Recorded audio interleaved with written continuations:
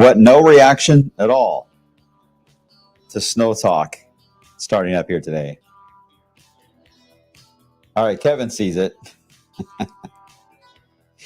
Starting to get a little worried. I'm like, no one's catching this? This should really get your attention, right? All right. So, why in the world do I have Snow Talk on there? Well, that is a very, very good question. We'll get to that in just a second. Hello, everyone. I'm Wave Meteorologist Brian Good. Welcome to the blog today. This will be Storm Talk, not Storm or Snow Talk. It's confusing, right? But at least want to show you guys that it's usually around the 1st of August that I start working on the graphics set up for Snow Talk. And I do have the graphics system ready to go for this upcoming season. Now, of course, it's blank, as you see there. But, already got everything started, cleared the charts out, got the stats in last winter, 19.4 in temperature above normal, snowfall, a sad snowfall of 5.9. So that put us at about 6.6 below normal on snowfall. So, no, I am not ready to give the forecast yet. But it's coming soon. It takes some time, and I do think obviously El Nino is going to be a big, huge factor this year. I've already been looking at the waters there off the Gulf of California and Alaska, showing some anomalies in that area as well. There's a lot to look at. Last year was just wild, weird. Nothing went really as planned last year. It was just it was a mess. I mean, the December event was really winter, and that was it for winter. So this year is going to be different. It will be different. It's a completely different jet stream pattern. We've had that now for the spring and in the summer. So we already know that. But how different? What exactly does it mean? We're working on it. And yes, it's only August, but trust me, it takes some time to really go through all the data and try to understand the noise that's out there and filter through it all. As you guys are likely used to right here, the winter forecast will come out Halloween night. So make sure to look forward to that. We got some time, thank goodness, because not quite ready. All right, this morning, live on the radar, we've got birds again taking off on the radar beams there, all radar sites. I love that shot as they grow, and then boom, there you go. They're out of here. All right, so what's the game plan here for the rest of the day? Well, quiet, low humidity, feels good outside. It's going to be up there well into the 80s, may even touch 90 in a couple spots, but I think overall 80s will roll. If you look carefully, though, right there from Michigan, Cleveland, all the way down to about the Appalachians there, or the Appalachians, excuse me. That is smoke from Canada, the Canadian wildfire smoke. But so far, the wind field, it's trying to pull and tug on it and try to build it in toward wave country this afternoon. And while that's possible, I think it'd be more of a haze, not enough to get to an air quality type setup. But so far, the flow is more southeast, not pushing it into wave. But yes, the smoke is still there. In fact, there are over 1,000 fires in Canada, and about 672 are uncontrolled at the moment. So I got a feeling we're going to be talking about smoke again, the way this jet stream pattern keeps repeating. So just a heads up, that storyline is not going to go away anytime soon. For us, though, while we're looking at the smoke, we're keeping an eye on the storm track to the west, because this is going to be a big player for parts of Kentucky, Illinois, and Indiana. Notice this is nearly in the same spot I showed you yesterday, right? Central Missouri just kind of repeats itself. Real slow and sluggish. It's not moving fast, but it has an eastern boundary to it. It really can't go too far east. It wants to go south because the air is too dry east, and it doesn't like that. These complexes love moisture, they love humidity, so they're going to feed and dive toward that. So we do not have what it wants, so that's why it is avoiding us right now. You can see the path all the way back into areas of Omaha. Now, here's the problem. Tomorrow, this entire thing, you've got to pick it up, and you've got to physically move this thing to the east, and that's exactly what's going to happen over the next 24 hours. Now, tomorrow, we'll see the rain band form a little more east. The cloud cover from it will actually be a little more prevalent tomorrow over central Kentucky. So that may shave off a couple degrees on our highs, depending on how thick that cloud cover is. But we should see some of the blow-off clouds from whatever's happening with the next round of rain, because this current round of rain, you see it on radar on into Missouri. It's going to fade away, get quiet, and then redevelops again, sometimes in the middle of the night, like this one did, and just falls apart, redevelops, falls apart. That's a bad flash flooding, not a severe threat type of scenario, really. It's all about flooding. But yes, it is heading east, but it has a limit to it even when it gets here. We just don't know yet if it's going to go all the way into central Kentucky and central portions of wave country and keep going east, or just fade out altogether as it moves in. That would put us into a Thursday, Friday window when it's going to get right into our area. Because it is sluggish and moving due south, a little bit southeast, we need to watch how it approaches. This is an area right now that has had quite a bit of rainfall, so it can easily get into a flash flooding scenario. I don't know. Let me check. I'm not sure if they've issued flash or flood watches now. They don't call them flash flood watches. Let's see. No, I do not see one issued for Kentucky. Western Kentucky anyway, at least not yet. Let me kind of go out, make sure.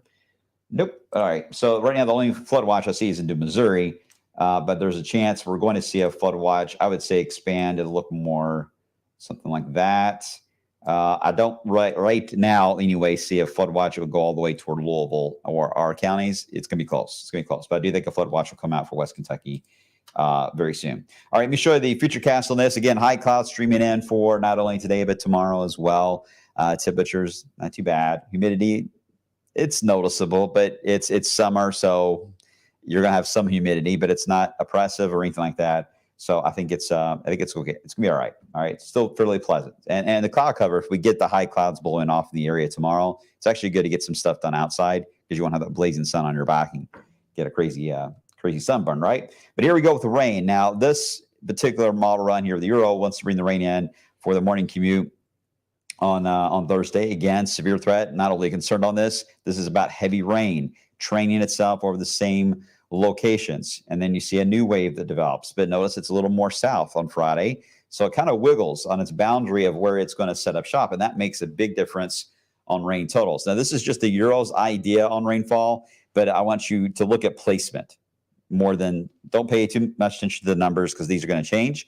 But the placement, I think, is significant and likely where I think we're going to have some of the higher rain totals. Talked with the Weather Service. Their statements right now coming in on the potential for the ground right now for, say, Marion County, Washington County, central Kentucky area is roughly, they can handle about, I'd say, an inch or two. But if you get into the 2 to 3 inch range, especially within a 3-hour window, you're going to start running into problems. And we're going to have flash flood warnings come out. So if you live near the Rolling Fork, Salt River, even Green River, Rough River, just be aware. this rain event, especially Thursday. And again, it's going to be multiple rounds. So Thursday morning looks likely. There may be an ease, and then we may do it again Friday morning, and then it eases again. But I do think the zone of just south and west of Louisville is an area to watch for some really high rain totals. Okay.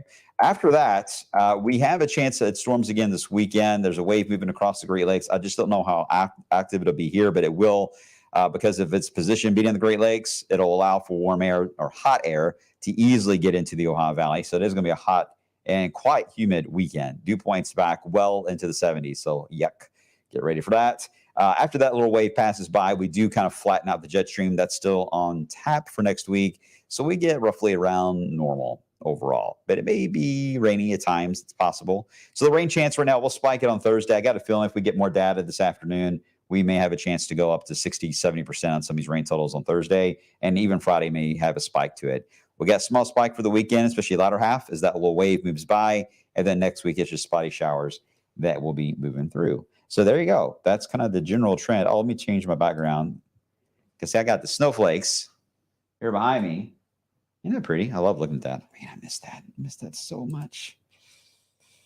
Oh, I can't get snow in August. Okay, so here's the storm talk. So I got storm talk back. There you go. All right, what questions do you have on this? Let's see. Angela, please, on the bots. Yes, let's go for it. Josh, sounds like my dating life. Not sure which part I said that sounds like a dating life there. Sorry about that. I missed the timing.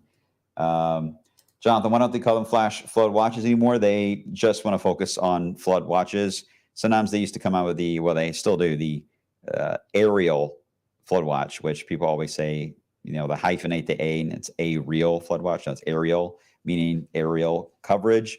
But I think those are about to go away. I know they are certainly in our system. We will be displaying very soon just flood watches when those are issued. So that's kind of how they word it now. That was a recent change in the past few months. Ashley, so we're going to have flood issue the next few days.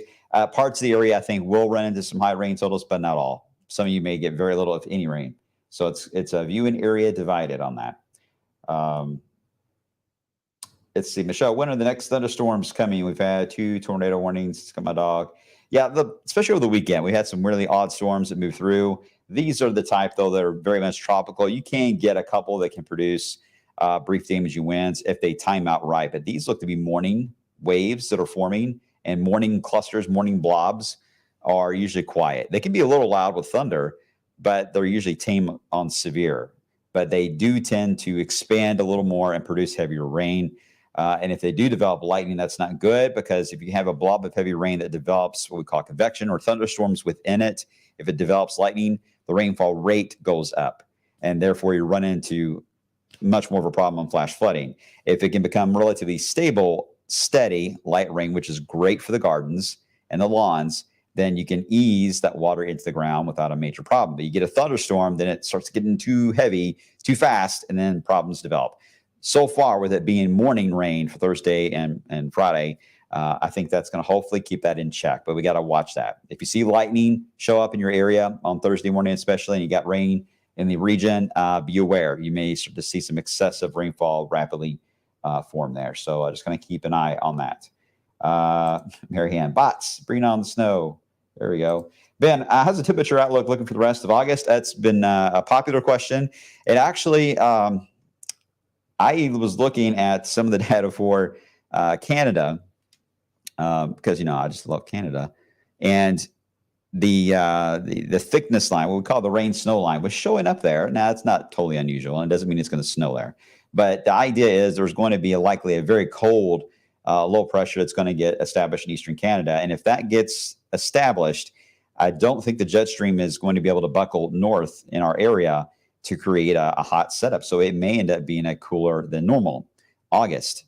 If that low gets stuck in eastern Canada, we may have smoke, but we would stay relatively chilled out.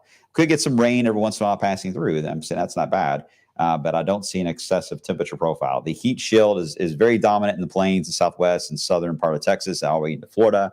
It wants to keep trying to push in, but again, it's the setup in Canada that is really kind of allowing for these systems and the heat especially to be held to the back. Every time it weakens in Canada, the heat takes over, finds a chance to attack us, and it, boom, like last week, it goes for it. Then Canada moves back.